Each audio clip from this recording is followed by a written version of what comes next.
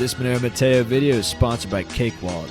Safely store, send, receive, and trade your Monero on Cake Wallet on Android and iOS.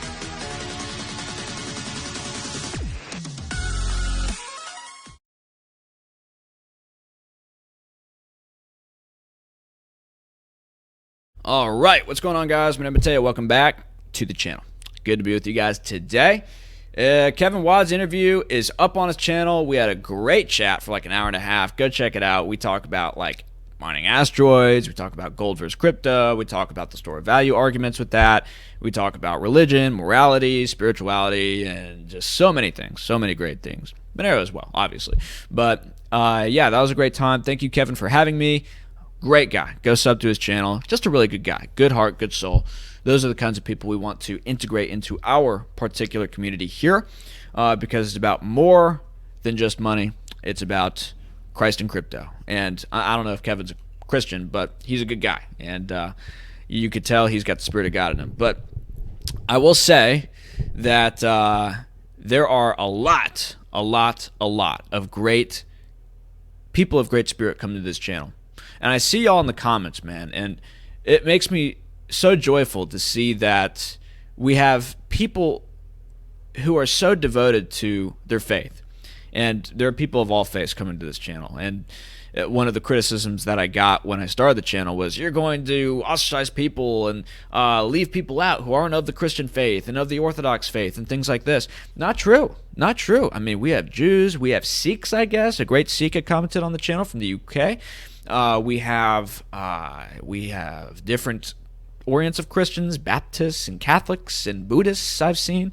Wow, it's fantastic. And I want this place to be a hub where we can all share each other's faith together and just revel in the glory of God, which I don't know if the Buddhists believe in.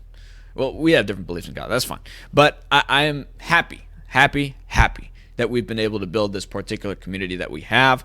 And one particular person who gave us a private super chat, he had, and by the way, private super chats, it's a new thing we do. I don't think anyone does it the way we do. It's when you send a tip with a message, which you can do on Xano, Concealed Network, and Pirate Chain. You can leave like a little note in the memo and send it in, and I'll read the memo out. I'll give you a shout out. And if you do it with Monero, you can send me an email, and I'll give you a little shout out based on what it is that you send in the email on ProtonMail. And this guy opted for Monero donations, which I love, and he sent us a wonderful message. He said, how about giving us a shout out? The traditional Catholics like me who are keeping the traditional faith alive. We believe in Christ and crypto, but reject Pope Francis and his modernist Build Back Better agenda. Yeah, man, Pope Francis, dude, I don't know what's going on with that guy, okay? I hear he's a Jesuit pope. I hear he's a false pope. Look, I don't know what the deal is with that guy. That's up for you guys to determine. I'm not in that world. But I will tell you, he's one of the main reasons why I didn't want to go back to Roman Catholicism. Like, I was an atheist for many years, and I dabbled with Buddhism and Taoism, things like this. But time came for me to go back to the church. I was being called. But I couldn't go back to the Roman Catholic Church. I mean, just this pope just pushed people away with his spirit. There's a demonic spirit with that, man, I'm telling you. And I hate to say that about the Pope. I don't want to offend Catholics, but that's just my intuition. There's something up with that guy. I mean, he was having a transhumanist conference at the Vatican. He's talking about transcending human nature, which God had put even above the angels. And I don't want to get into the theology, but look, there's something up with this guy, man. I mean, he's making it so that if you want to enter the Vatican, you got to have your passport, your stabby passport. And one of the things that made Christianity popular back in ancient Rome was the fact that when there were plagues and everybody was fleeing the cities, everybody was fleeing the lepers, it was the Christians who were charging into the cities in order to help the sick, in order to help those who had nobody helping them because everybody wanted to be away from them. Everyone wanted to mask up and put them 6 feet apart from them. Like, it's the Christians who showed faith and who showed courage and virtue in those times that were tough. And that's what evangelized the faith. And that's one thing that I think Christians ultimately believe, is that It's not about Bible thumping. It's not about getting in people's face about this stuff and saying, oh, you're wrong about this, you're wrong about that. Come to my religion, come to my church, be part of our family. Even though that's great to some degree. But it's about just how you show up. It's about how good of a person you are. It's about just being loving at the end of the day. And that's something that I talked to my spiritual father about. He was like, look, don't focus on talking about theology on this YouTube channel. Don't focus on the intricacies of our faith and trying to intellectualize it for people to understand. Just show up and be loving and listen and be there for people. And that's what brings people in. There's no better testament than that. In regards to my Tradcath friends, I love you. Man, it must be tough. It must be tough. I question how many Catholics have came to the Orthodox Church in recent times. There has to have been many, especially given the recent crackdown on the traditional Catholic Mass by the Pope, making it harder for people to establish traditional Catholic churches, which I believe is what happened. Sorry, my friend. Sorry, my friend. And I know that there are many orders fighting back, like SSPX and FSSP, but look, given Vatican I and Vatican II, from what I understand, it's not up for those guys to determine whether or not they're in communion with Rome. It's up to the Pope, right? He is the final arbiter of those things. And so that, to me, makes the autocephalous nature of the Orthodox Church look a lot better. The fact that you have different patriarchs of different places, so that if one starts to go a little haywire, sort of like our lovely patriarch in Constantinople, he's getting a little bit out there, and there are some concerns he's going to reconcile in commune with Rome in 2024. We'll see how that turns out. Father Trifon says that's going to be the Great Schism. That's going to be the Great Schism, and that's one of the signs that we are getting to some interesting times, I guess you could say. But yes, we don't have to follow him. We could follow another patriarch, and there are other contingencies that are laid beyond that if all the patriarchs decide to become heretical. But nevertheless, I give my love to you, my friend. I extend prayers, and I hope that the Tradcaths find some way to keep the faith in this rather difficult time. So, a little bit longer of a response than usual to our lovely super chat offerings, but I did just want to say that, and I did want to extend a hand to our lovely listeners of the faith. I love you a lot. It's not just about crypto, it's about Christ too, and increasing the spiritual, moral, good energy that's out there to fight the evil which is so palpably taking over. And money's not going to fix our problem. Ultimately, it's got to be a richness of the spirit, and it's got to be a coming together of all those who are willing to reject the evil and overcome it with Christ and with morality. So that said, let's get into the content. Taproot plus Comet Network. So with Taproot either activated as of this posting or activated soon, will we see that benefit for atomic swaps, or maybe is it Farcaster that needed Taproot? And Farcaster, by the way, is one of the companies working on establishing atomic swaps. I believe they're working with Comet, if I'm not mistaken. Correct me if I'm wrong. But he says here, does this mean anything for Monero? I keep seeing posts for how it is an improvement to Bitcoin privacy, but it seems like the privacy improvement they're referring to is just allowing the use of a common master signature across different multi-sig transactions. How does that even remotely put a dent in the complete lack of privacy that is the current state? Yeah, I mean, it doesn't provide privacy really to Bitcoin on a fundamental level. It's meant to make it so that transactions with the Lightning Network, transactions with atomic swap vehicles look just like any other transaction. And so for people in Bitcoin, and this is particularly relevant to people who are in South Korea or Texas, they could use atomic swaps, they could use decentralized exchanges, they could use the Lightning Network, and nobody would know that they're using it because, as far as anyone's concerned, they're just making transactions with, who knows, maybe their housemate, who knows, maybe their dog or something, you know what I mean? But that makes it so that if the Lightning Network becomes illegal, if doing atomic swaps becomes illegal, to just get XMR, Monero becomes illegal. People in Bitcoin still have the capacity to get it because of this upgrade. Now, I think people in Monero are going to be ever vigilant about the potential for tainted Bitcoin, because, you know, the people who are left in Monero right now, especially after the price action, which has happened over the last year, I mean, they're diehard believers. I mean, they know that this stuff is going to be nuclear. They know this stuff is going to be the key to the future, one of them anyway. And they know about tainted Bitcoin, which is why they are still in Monero. They know about the problems with its lack of fungibility, which is why they're in Monero. So they are going to be highly skeptical of taking in Bitcoin from the atomic swaps. But nevertheless, given you can loan out Bitcoin, given that you can do other things with Bitcoin, there's still going to be some demand possibly. And look, anything can be done at a price. And I imagine there's going to be quite a spread when atomic swaps come. But in regards to the Lightning Network, we'll get to that in another video tomorrow about how Monero is basically instant already. And it's as fast as the Lightning Network as far as anyone's concerned.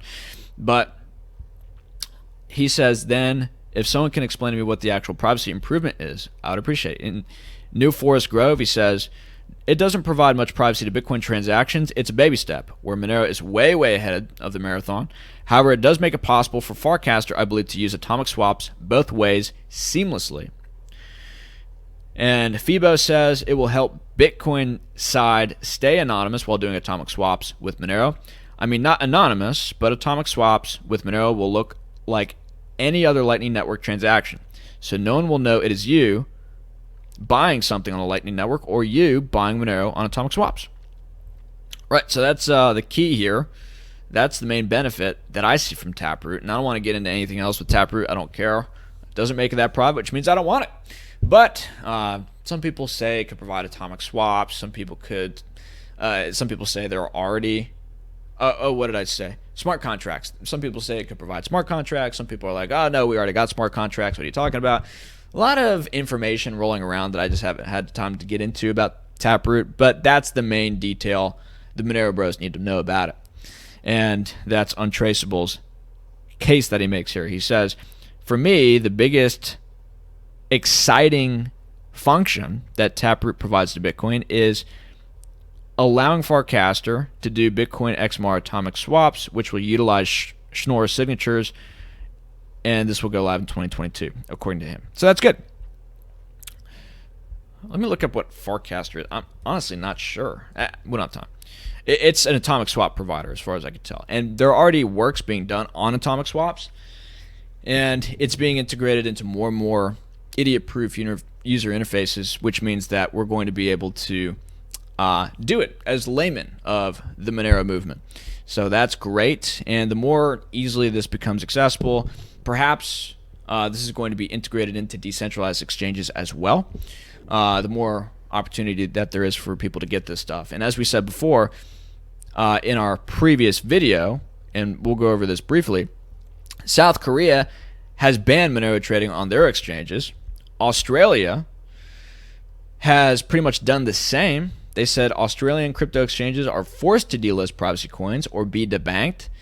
Those people who have some trouble with attaining Monero, they're going to be able to get it a lot more easily. If these atomic swaps be integrated into more wallets, like Cake Wallet, for example, we love Cake Wallet, and are integrated into more wallet interfaces and are just generally made more accessible. So that's a really positive development. Hundreds of millions of more people who are undergoing like ever-increasing tyranny are going to have the potential to get Monero. That means more adoption. That means more gains, bruh, if you're in it for the gains. So Taproot unlocks more private Bitcoin Monero atomic swaps, says Justin German guy, Aaron Hoffa. So this guy asks, how does Taproot privacy compare to Monero privacy? And Justin says, nowhere close. Anyone who tells you otherwise is clueless or malicious. Ouch. So yeah, guys, don't go on the dark web. Don't be surfing the ways of darkness with Taproot. You're going to sink, and you're going to be found in a metal cell. So don't do that. Schnorr signatures of Bitcoin. Our friend Marcel. Shout out to Marcel. Monero first. Schnorr signatures of Bitcoin. Taproot upgrade will boost Monero to $1,000 a coin. We'll see if that happens. But it's good spirit that is out there about this stuff. Monero should be $1,000 a coin already. All right, I did it. Price prediction, there it is. You guys love the price predictions, it seems. But look, $1,000 a coin, that's a joke, guys. I mean, look, stuff should be $1 trillion a coin. Like, if people understood the value of Monero, I'm not even talking about $1 trillion market cap. I'm talking about $1 trillion a coin, okay? Because we would be like in outer space surfing through dark web portals. Black holes, I mean. But yes, you can do the same right now, actually. XMR Swap, he says, Monero Atomic Swap provider, and he's a great follow. Go follow him, a good friend of the channel. He says, in our eyes, the U.S. infrastructure bill, which we've talked about here on the channel, go check it out, should be a major win for privacy coins. It's impossible to KYC atomic swaps. Indeed it is. Indeed it is. And he's doing work on making that happen. You love to see it. And ever more centralization is going to happen with Bitcoin. Ever more centralization is going to happen with the surveillance coins. You can expect this to happen, especially as custodial Bitcoin becomes more of a thing because of institutional adoption. We don't see that with Monero. In fact, we see ever more decentralization. We see peer-to-peer mining come into the mix for these decentralized mining pools, which means that the network is becoming ever more robust to any kind of attack. This is the opposite of what's happening in Bitcoin. We've talked about that in different videos, how a lot of the hash rate is coming to the United States, and if enough hash rate comes, then they're going to be able to blacklist people's addresses successfully with OFAC. I'll link a video up there. We've talked about that extensively, though. Good things happening with Monero. I said on Twitter, the increasing ease and adoption of Bitcoin Monero atomic swaps will be important for the citizens of Australia and South Korea especially. And somebody had commented, yeah, Hong Kong and China too. Could be the case. China, I mean, look, I don't know what's going on in China. I mean, if you have Bitcoin, I'm not sure what you do at that point. Because certainly they're watching all of the internet traffic. They're watching everything everybody's doing. But if there's a will, there's a way, especially with cryptography. Maybe they could atomic swap into Monero. Maybe they could use like a VPN to get to another exchange or thing that allows them to do that. I don't know. Monero will become more easily accessible to hundreds of millions more people as a result of this development. Hashtag Taproot. Yep, so that's good. And somebody had asked on a video that we did the other day called Patron Request, sponsored by Buddy Ken. What if there was a crackdown on Monero and privacy cryptos? Somebody had commented, they had said, one of our Aussie mates, he said, in Australia, I know of someone who recently offered a client the chance to pay them with Monero. The client is okay with paying them with crypto, but said Monero is too hard for them to attain. The thing is, there are plenty of ways to get Monero, but they have multiple steps and involve counterparty risks. They're just not as safe and convenient as a regular centralized exchange, so people who are anything short of truly hardcore won't use them. Sad reality, but experiences like these suggest that the banning from mainstream exchanges will make it hard for Monero to get mass adoption here. Well, look, comfort and ease and convenience, these things are going to be the death of freedom. I guarantee it to you. If we continue to make it so that spending an extra 5 or 10 seconds to get that extra layer of privacy, to get that extra freedom, is too costly for us in order to attain that level of freedom and privacy, like, what to even say? The work that I'm doing here would be in total vain then. I mean, if you guys want freedom, you guys are going to have to accept the fact that it's going to come with some resistance, okay? It's going to come with a cost and an expense of convenience and comfort. That is what is going on in the world right now. That's what's going on with the metaverse. That's what's going on with giving you $600 checks to stay home and not go to work. That's what giving you unemployment's all about. That's what the welfare state's all about. That's what all of this is all about.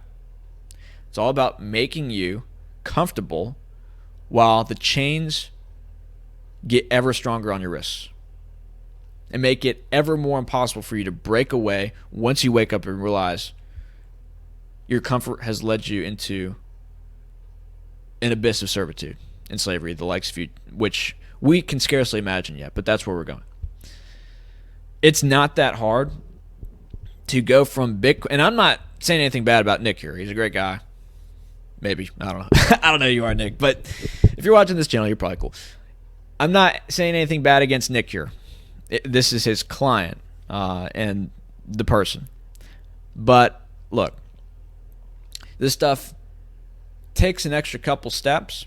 Hopefully it will in the future. They could cut one head off the Hydra. There's going to be another one that comes, because that's how I believe the will for freedom works. But I will say, it can be a little discouraging, guys, that even people that I have met in my own life are like, yeah, this stuff's way too complicated. I don't want to get it. Because you just can't go on Coinbase and buy it with a credit card. Even though there is a good development happening here. We talked about this in our Monero adoption video. Come on, computer. Load up. XMR on Gardarian. So you can buy Monero with Visa and MasterCard with this new development. But look, it's not that hard to go out and buy Monero with Bitcoin. Like, you go on TradeOgre, and if you have suspicions about internet service providers watching your internet traffic, maybe use a VPN. And I'm not giving any financial advice here. I'm not giving any advice really at all. I'm just saying this could be done. And you could go on Cake Wallet, flip some stuff there, although I don't know if Cake Wallet's available in South Korea or Australia. You could go on Local Monero, which is definitely available in Australia. That's what somebody said recently on our channel. So if there's a will, there's a way.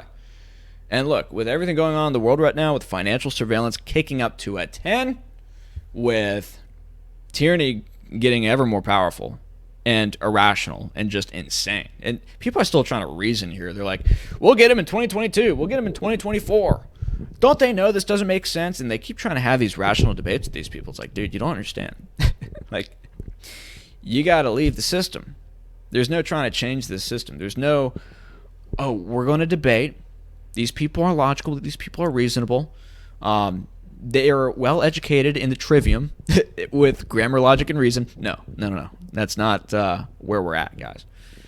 This is people who want to enslave you, and then you wanting to be free, but trying to rationalize with people who just want to totally destroy you and your way of life. You got to exit the system.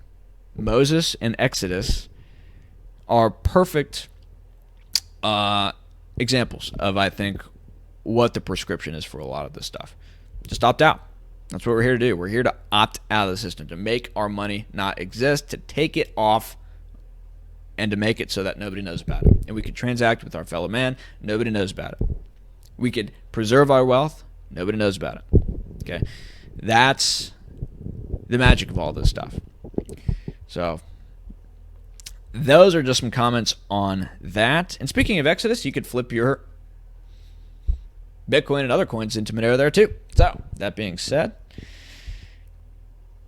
I will say there is an increasing awareness that Monero does indeed, especially according to Claude Monero here on the Monero Reddit forum, Monero has a serious user-friendly problem. Yes, I agree. But again, that doesn't mean if there isn't a will, there isn't a way.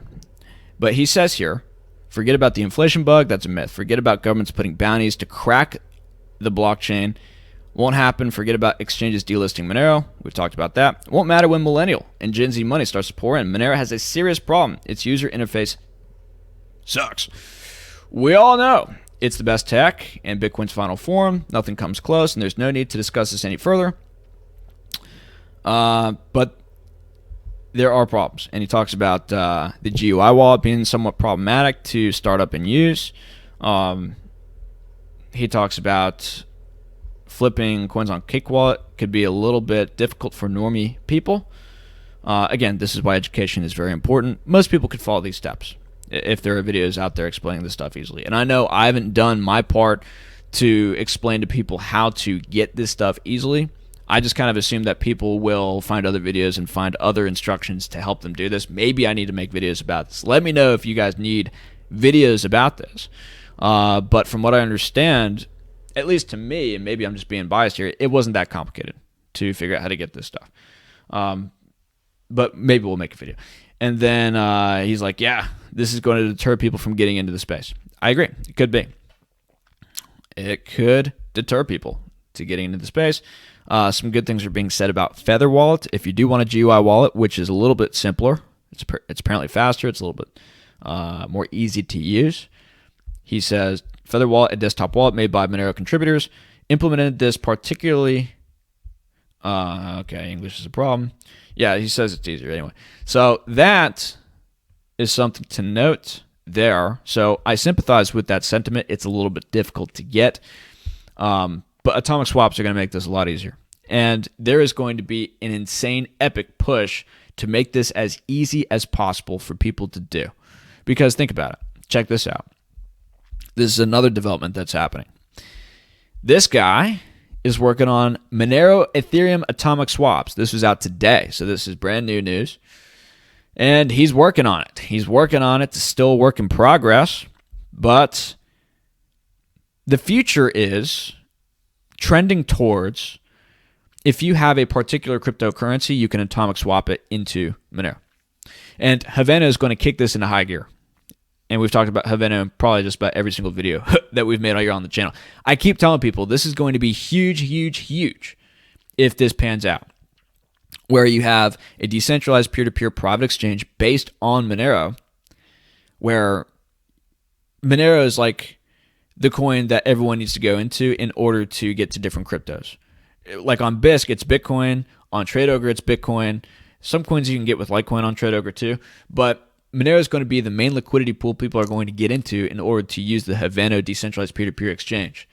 And from what I understand, they're talking about implementing atomic swaps into this exchange. So everything is trustless, everything is peer-to-peer. And dude, if that happens, do people realize just how like epic that is? That's like Stargate. That's like CERN building a dimension to the underworld, except it's going to be a dimension into, I wouldn't say heaven, it'd be blasphemous, but definitely a better world than that. The underworld, I'm saying. Goodness, I'm trying hard not to be blessed. But I think that this development is so bullish for Monero, dude. So bullish. And the atomic swaps are going to make it easier for everybody to get into this stuff, especially from Bitcoin and with the Taproot upgrade. And the fact that Havana is coming, and the fact that this is becoming more easy to use, and the fact that this is now expanding to different cryptos. Do you guys understand the amount of money out there which is waiting for this vehicle to be upstarted so that it could just Autobahn into Monero, the space? I mean, it's epic. It's epic. We're so early. And I'm not trying to be overhyped about this, but you guys have to understand this. I mean, you understand this, don't you? This guy says, yes, this is excellent. This is needed. And yeah. And Ethereum has a market cap of about $600 billion. Bitcoin has a market cap of about 1.2 trillion. So you can imagine the possibilities here. That is it. That's all I want to talk about today. And I want to hear y'all's comments. I want to hear y'all's thoughts about these developments. Let me know what you think about Taproot. Let me know what you think about the atomic swaps coming to fruition. Let me know what you think about some of the interesting other subjects we talked about here today. I'd love to hear from you. Keep commenting. Keep liking the video, guys. Subscribe if you're new to the channel. I'd like to get to 1,000 subscribers before Christmas. We start to do some live stream action. We could start to do some other cool things. My buddy Jesse, who is a videographer, loves the videos out there. And by the way, Jesse runs a crane company. So if you guys have a tree fall in your house, or if you guys have a dead crocodile in your kitchen, you could hire him to take it out with his crane, which is fun, which is cool. But nevertheless, he's talking about maybe helping the channel with some video editing, with setting up the studio so that it looks a little bit more pizzazzy. So good things coming. Good things coming for the channel. Thank you all for continuing to support our channel. Thank you for the Patreons. And if you're not on our Patreon yet, I would encourage you to become a Patreon supporter. $5 a month to get some exclusive content and to support the wonderful work that we do here. Not to be prideful, but yes, that is all I have to say. Check out our social media below. Check out the donation addresses below. And that is it. God bless everybody. You guys have a wonderful day. I will see you tomorrow.